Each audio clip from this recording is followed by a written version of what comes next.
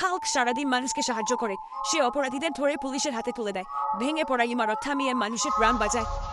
রাতে হাল্ক নিজের ল্যাবে বিশ্রাম নিতে আসে। ঠিক তখনই এক চোর জানালা দিয়ে ভেতরে ঢুকে পড়ে এবং ব্লু হাল্ক সিরাম চুরি করে নিয়ে পালিয়ে যায়। পরের দিন সকালে শহরে তুমুল আতঙ্ক ছড়িয়ে পড়ে।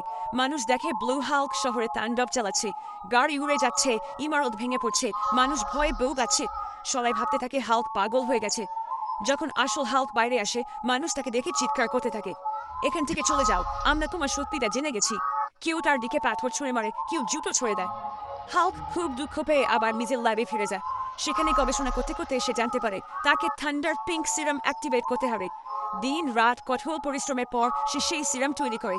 সিরাম নেওয়ার সাথে সাথে তার চোখ জ্বলে ওঠে এবং সে চোরকে থামাতে বেরিয়ে পড়ে। শহরের মাঝখানে ব্লু হাল্ক আর থান্ডার পিঙ্ক হাল্ক মুখোমুখি দাঁড়ায়। ইমারত কাঁপতে থাকে, মাটিতে বিস্ফোরণের মতো শব্দ হয়, বাতাসে ঘুষি উঠতে থাকে। ধীরে ধীরে আসল হাল্ক দুর্বল হয়ে পড়তে থাকে, কারণ থান্ডার পিঙ্ক হাল্কের শক্তি ভালোবাসার বিশ্বাস থেকে বাড়ে। হাল্ক চিৎকার করে বলে, বন্ধুরা প্লিজ লাইক আর সাবস্ক্রাইব করে দাও, না হলে আমি এই লড়াইটা হারিয়ে ফেলবো।